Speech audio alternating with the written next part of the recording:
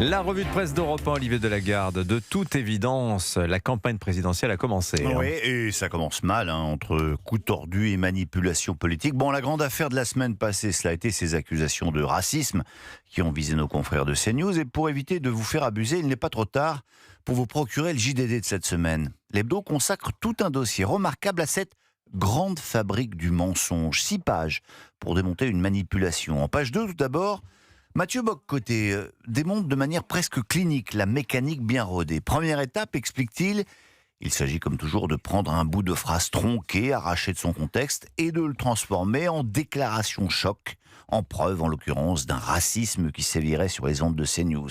Étape suivante, un appareil militant, coordonné politiquement, travaille à rendre virale la déclaration falsifiée sur les réseaux sociaux pour créer le buzz. L'opération est considérée comme réussie quand elle parvient à sortir du réseau militant pour atteindre les sphères médiatiques et politiques. Une fois cela fait, les politiques sont ensuite sommés de se positionner sans autre choix que de se joindre à la meute. C'est une forme de course à l'échalote. Le plus indigné sera le plus noble, car s'il tente de résister, il se classerait immédiatement dans le camp des suspects. Évidemment, ajoute Bock-Côté, le politique ne sera pas questionné sur ses propos précis. D'ailleurs, qui peut citer de mémoire aujourd'hui la déclaration d'origine incriminée ? Non, elle a disparu depuis longtemps. Le faux est devenu le vrai. Pardon, à quoi cela sert-il ?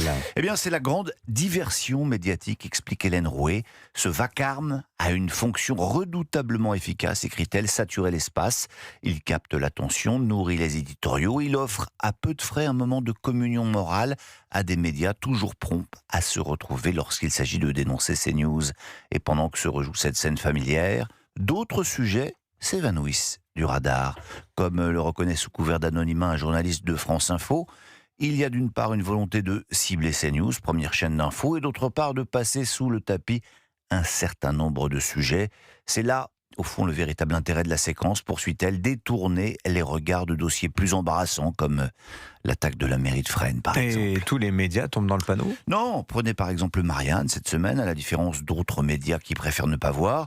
L'hebdo est allé enquêter dans ces nouvelles mairies gagnées par LFI, à Sarcelles, où l'entourage du nouveau maire interroge et inquiète beaucoup. Sarcelles ou l'art du mentir ensemble, titre le journal. À Creil, où le nouveau maire LFI a remercié la communauté pakistanaise et Dieu de l'avoir élu. À Saint-Denis, où une adjointe de l'opposition socialiste, passée à tabac il y a quelques semaines, a vu son agresseur échanger une poignée de main chaleureuse avec le nouveau maire de la ville. Voilà, LFI impose sa stratégie de la tension dans les mairies.